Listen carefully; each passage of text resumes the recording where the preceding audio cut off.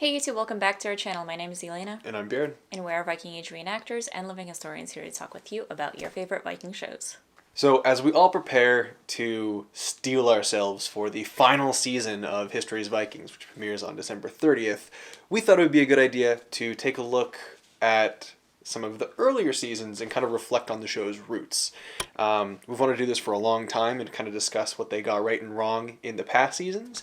And so we figured what better place to start than with some of our favorite characters, that classic love triangle, Ragnar, Lagertha, and Aslaug. I went to confess my love to her, but I was set upon by a bear and an enormous hound who guarded her home. I killed the bear with my spear, and I managed to strangle the hound with my bare hands.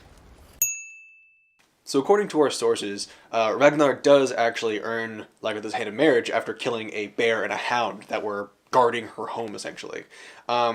He then chooses to leave her after remembering that it was actually Lagertha that put the animals in front of her house to guard her in the first place. So that was kind of a wash. Kind of interestingly, though, this isn't the only example of Ragnar having to kill these dangerous beasts in order to woo and marry a woman. King Herod had gifted his daughter two snakes, and those two snakes grew larger and larger to the point where they became these big monsters. And the king eventually went out and said, whoever can kill these beasts will get my daughter's hand in marriage. And what Ragnar ended up doing is he ordered these raw hide, hairy breeches made, basically, for himself. And early in the morning, he walked out into the lake with these hairy breeches so that they got nice and wet and froze in the morning cold. And then he went and fought those snakes, and the snakes couldn't bite him because the pants protected him from the snake's bites, and he was able to slay them, and he won Thor's hand in marriage that way. Don't tell Agatha. Did she tell you the same story? Just about.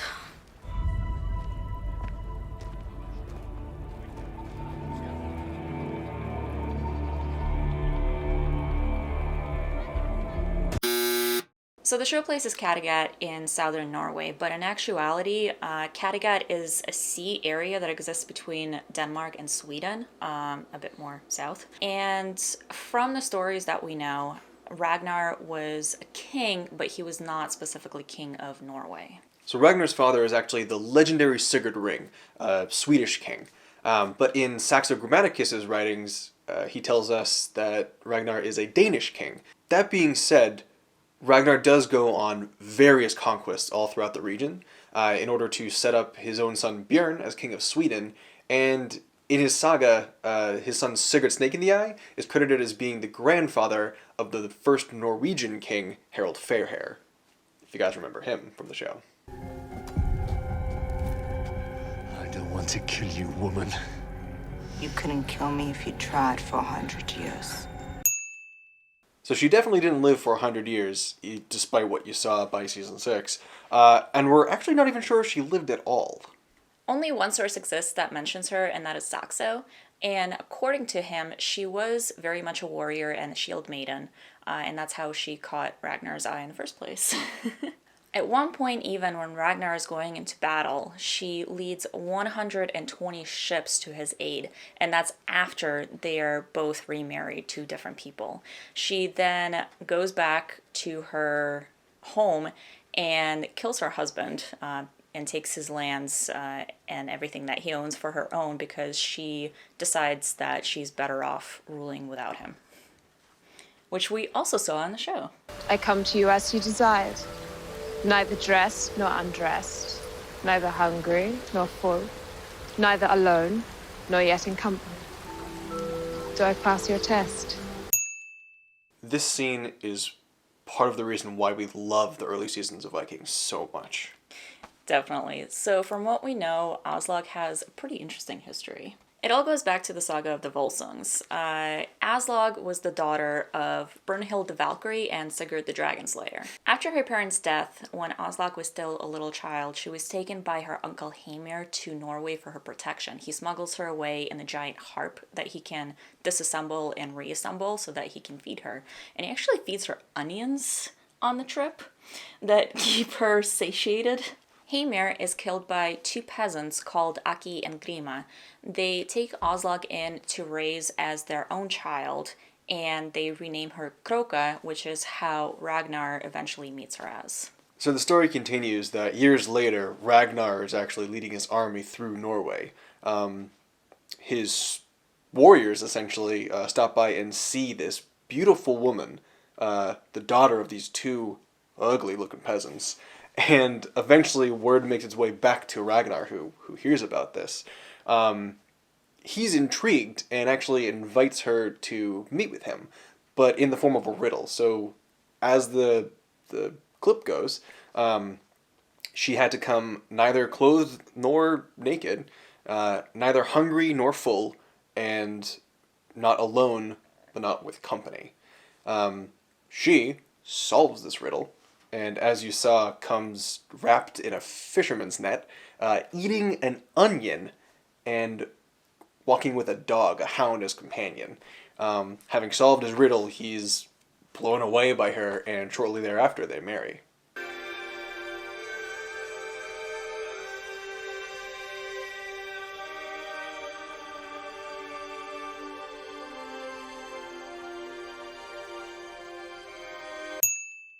It's important to note that Ragnar did not renounce his gods at the moment of his death.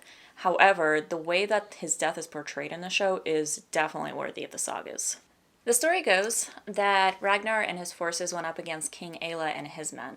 At the time, King Ela knew of Ragnar and he knew of his sons, so he was fearful about actually killing Ragnar himself.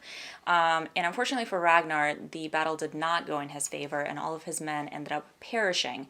But King Ela's problem following that was that he did not know whether the lone warrior that survived was Ragnar Lothbrok or not. To try and answer that question, he decided to throw him into a pit of snakes, and if it was Ragnar, then he'd pull him out, and if not, he'd let him die. And only when Ragnar began to recite his infamous snake pit poetry did Ela realize his mistake. But it was too late. Ragnar died. Oh, how the little pigs will squeal when they hear the state of the boar and the injury done to him.